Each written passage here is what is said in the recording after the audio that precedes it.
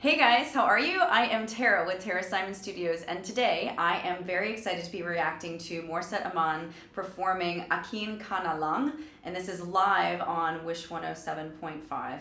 Here we go.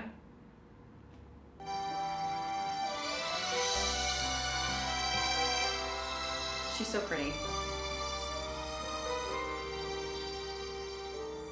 Wish 107.5. Bakit hindi mo maramdaman? Ikaw sa akin ay mahalaga. Beautiful. Kung sa'yo'y kaibigan lang, paano nga ba't di ko maganda? At ako pa ba'y iibigin pa? Beautiful. Ang dinadasan nakikiusap. As she goes higher, her mouth is getting bigger. That's good.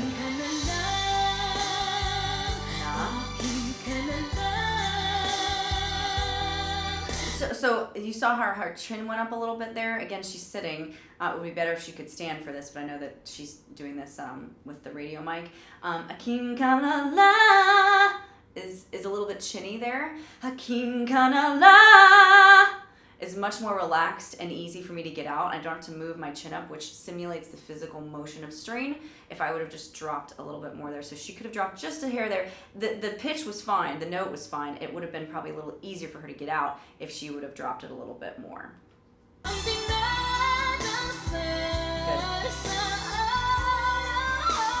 Love that vocal cry there. It's so stylistically awesome.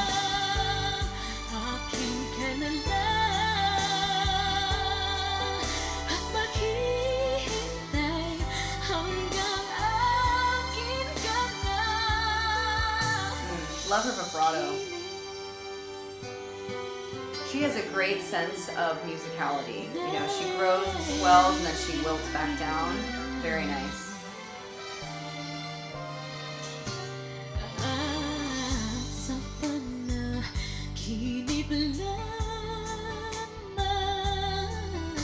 Pretty.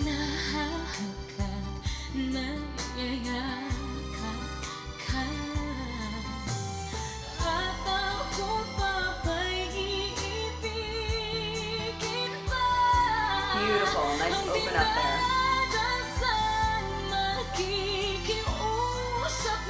Notice when she's really open, her chin doesn't go up. It stays right there.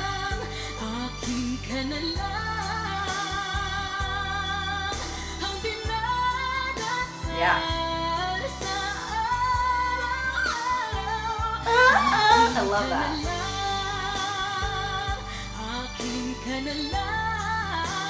Nice riff, nice little change up there.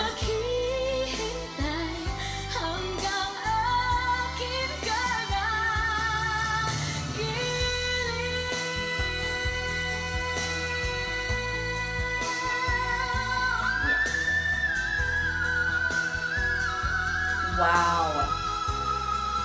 Beautiful whistle tone. Beautiful whistle tone. She's happy about it too, you can tell.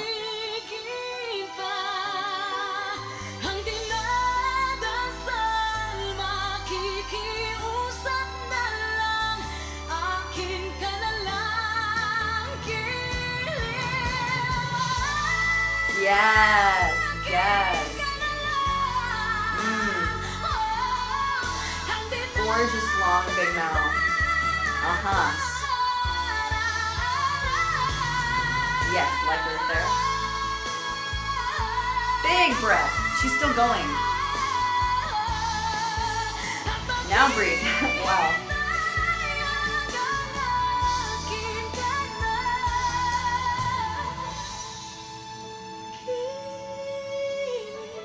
Good job.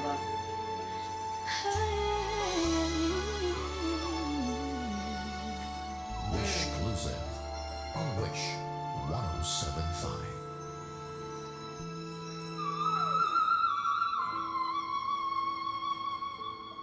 Out of nowhere.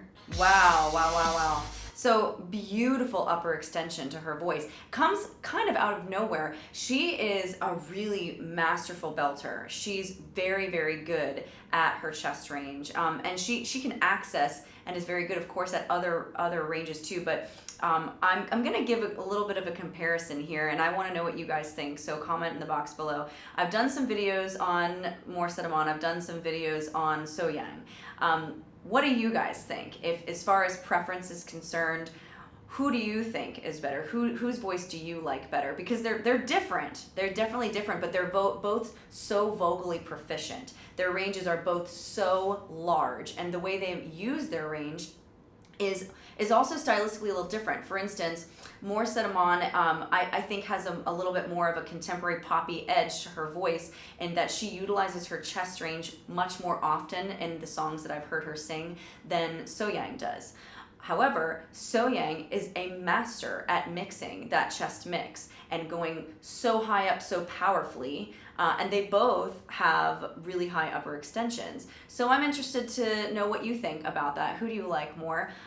In this video, I thought her execution of the words and the vowels within the words were 95% on par, 95% there. There were just a couple places where I would have told her, if I were her coach, hey, this will just be a little easier for you. You know, you won't have to raise your chin. You won't have to really even think about the note if you just drop it a little bit more or widen here. There were also a couple places where I noticed, because she was sitting, that as she was breathing or holding a note, whether she was taking a breath in or whether she was holding a note and kind of using the rest of the breath within her, that her shoulders were kind of coming forward a little bit.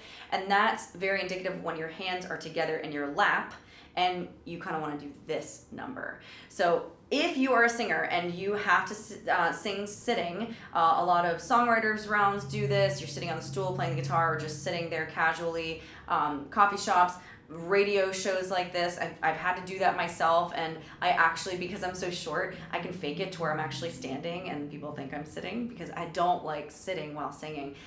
Just be aware of where your hands are. If your hands are at your side here, you're not going to concave as much as if your hands are in the middle of your lap and you're sort of relaxing into it. Just a quick side note, but she is a vocal professional. She is a masterful artist at moving through her range. Again, she knows her voice well. She knows where her sweet spots are. And when she goes up to those whistle tones, I can see in her face that she is mentally prepared. She's open up on the inside for it, as well as created the space on the outside necessary to sing those whistle tone notes. Because there's a difference between mask and whistle tone. And I don't know if you guys know that, but when we sing something like, I'm in mask still right there, but as I move up,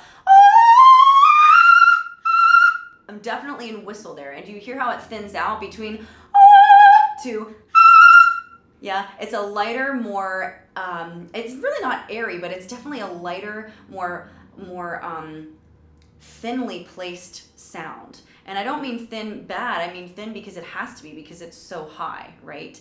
And when we go up to notes like that, I have to make sure that inside I'm opening up and mentally preparing for that note, but also I'm not making too big a deal out of it either, because if I put too much mental stress and pressure, then my voice is going to correlate that into vocal stress and pressure, in which case it's going to be a strain note, it'll probably crack. Let me see if I can give you an example. If I am too stressed about that whistle tone, I'm going for it, it's like too heavy, right? Then it sounds sort of like a screech instead of, or it's flat there, right? Instead of, which is nice and light and bright, right? So it's also more on pitch. Your accuracy of pitch is way better when you're not putting extra vocal stress and pressure on your voice, when you're just, I'm going to use my technique, I'm going to use the execution of what I know to be true within myself to just rely on that and get it out, right? And she did a really great job of that. I saw that on her face and I heard it in her voice, and it was really enjoyable for me to see.